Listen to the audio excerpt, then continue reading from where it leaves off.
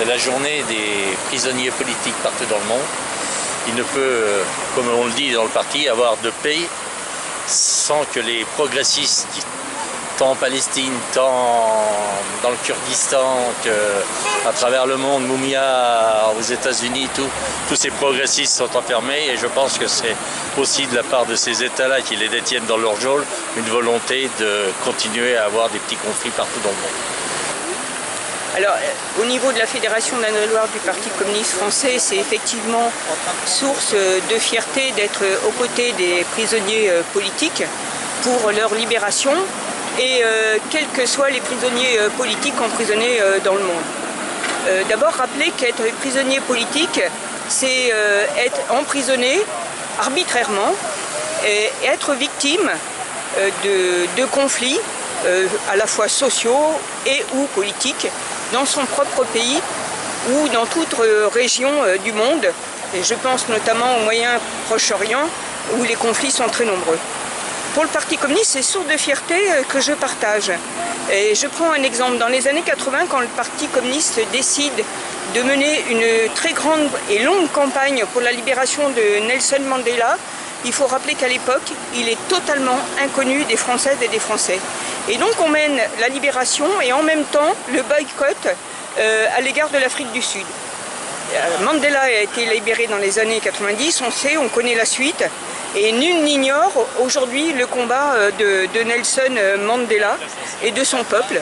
Ce qui signifie que notre lutte et notre engagement à l'égard de tous les prisonniers politiques est vital pour nos propres libertés.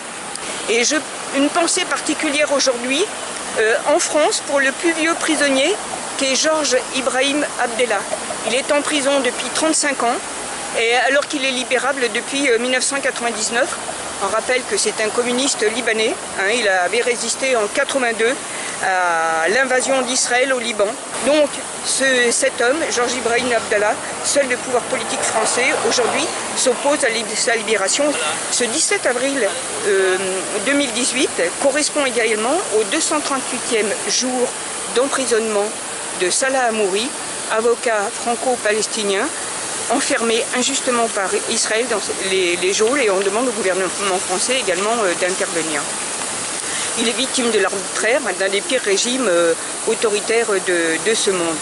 Et à ses côtés dans les prisons se trouvent également 350 enfants palestiniens, jeunes, et des milliers d'adultes qu'il nous faut absolument sortir de prison.